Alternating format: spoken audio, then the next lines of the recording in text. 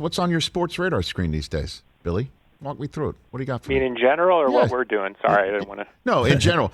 In general for you, like your rooting interest before we get into NWA. What's on your sports Well, radar I'm a screen? long-suffering Cubs fan, and we're back in the cellar for a while. It's brutal. I'm so sorry, and it didn't help that Rizzo, Baez, and Chris Bryant homered, I think, in their first games with each team that they joined. It couldn't have been helpful. Yeah, well, I mean, obviously you talk sports. I mean, my complaint for years was after they won the World Series, they seemed to just pivot towards just trying to hit home runs. Mm-hmm. And it was obviously some sort of data-driven thing because they weren't even trying to hit against the shift. They were willing to have guys hit 240 but hit 26 home runs, and it just destroyed the team. I mean, to me, you had really good hitters up there who were just swinging for the fences all the time, and it seemed to destroy the culture of the team. I mean, I watched it happen. They were blowing games they could have easily won. They refused to play small ball.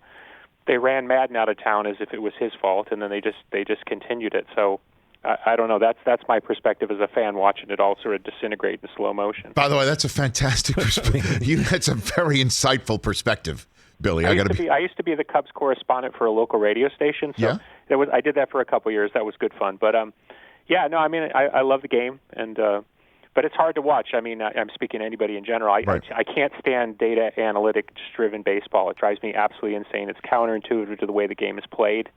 And we, for baseball fans, we know there's lots of games that are won more just on a play. You can't statistic your way through winning. I just don't buy it. Well, I mean, last year's World Series, that was as front and center as possible when the Rays yanked Blake Snell right in the middle of a Game 6 that he was dominating against the Dodgers, and then sure as you could see it coming, that was the end of that because it was a third time through the order, and that's the way they do things in Tampa. Yeah, I can't. I just can't. I can't. I mean, one at bat comes to mind. It was one of those playoff games where the Cubs had backed themselves in a corner against the Brewers. They blew it at the end of the season. It was a couple years ago. Mm-hmm. It was like the eighth inning. The Cubs were down by a couple runs.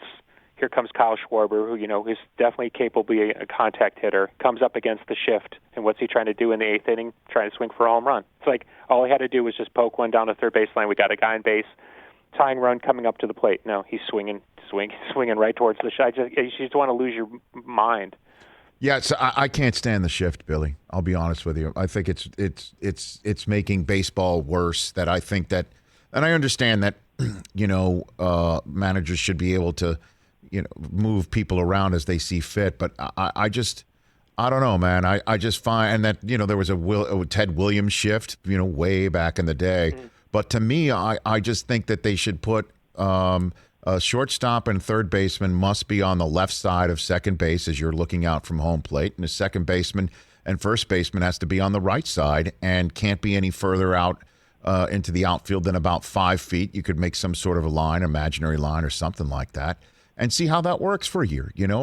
I would love nothing more. And I think you'd see a lot more base hits, more runners, more stolen bases, more movement like you're talking about.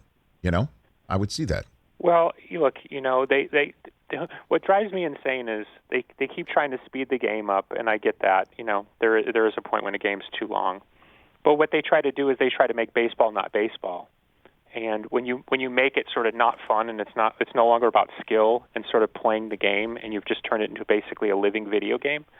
I mean, kids are just going to play video games. They're going to watch that. Right. I mean, Anthony Rizzo, right? Great hitter.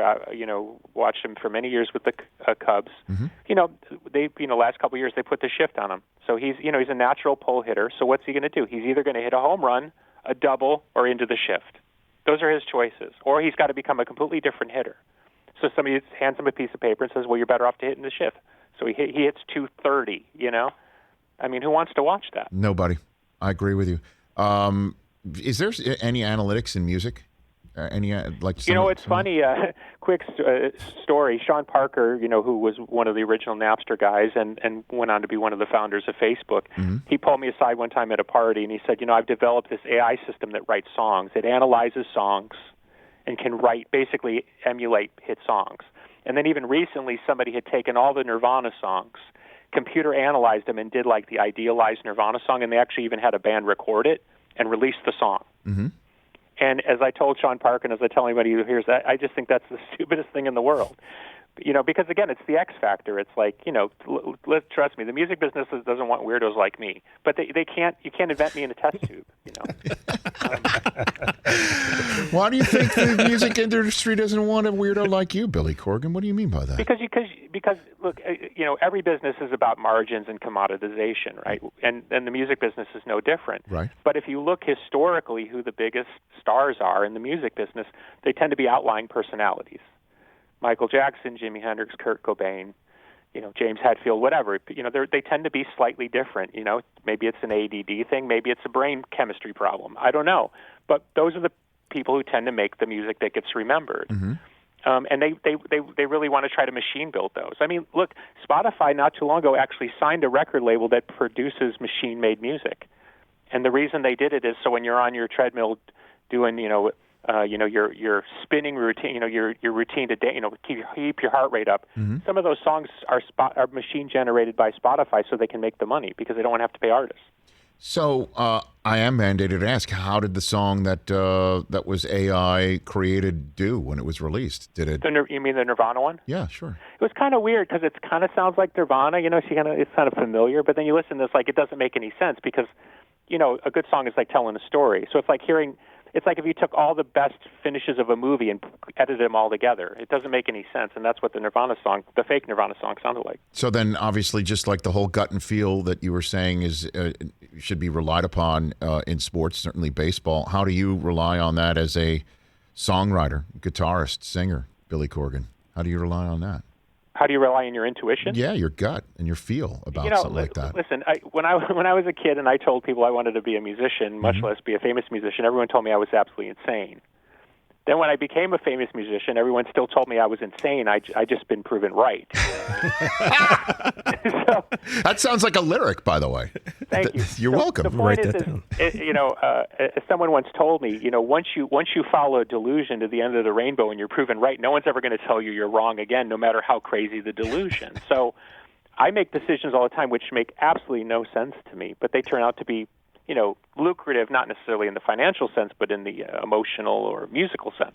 So that's all I know how to do is just trust whatever says go left instead of right. And look, most musicians go right because it's comfortable. They get patted on the head and say, yeah, it sounds like Pink Floyd, therefore it's good. Outlying personalities, tend to hit against the shift. You just have to make those choices. So how is your 11th studio album, Smashing Pumpkins' new album, Sear, available everywhere now, different than first? How have you evolved, Billy Corgan? Machine work, not so much in how it's more how music is made. Everybody uses computers now. We used to, back in the old days, we recorded on tape. I'm sure you remember those days. Sure. And everybody uses computers now, so it's really changed the way young people write songs. And at first, I was very resistant to it because I thought it was antithetical to the tradition that I've been raised in, which was more based on John Lennon and Bob Dylan and stuff like that. And then at some point I realized that the language had changed forever. It wasn't going to go back. And so I was basically the guy on the corner with the saxophone saying what happened to the big bands, If you listen to most popular music these days, you don't hear a lot of guitar. You hear a lot of kind of bright, very shiny, loud music. And so I had to sort of adapt my brain and think, well, can I make music in this way, or should I just, in essence, keep making music which I admittedly think is kind of dated? And so I was just wrap my head around the way people were making music these days. So I was able to use technology in a way that was more intuitive and not, the machines don't write my music, but I do use the machines to help me do things I couldn't do, otherwise. Hey, you watched all the way to the end. Thanks for that. Watch more right here.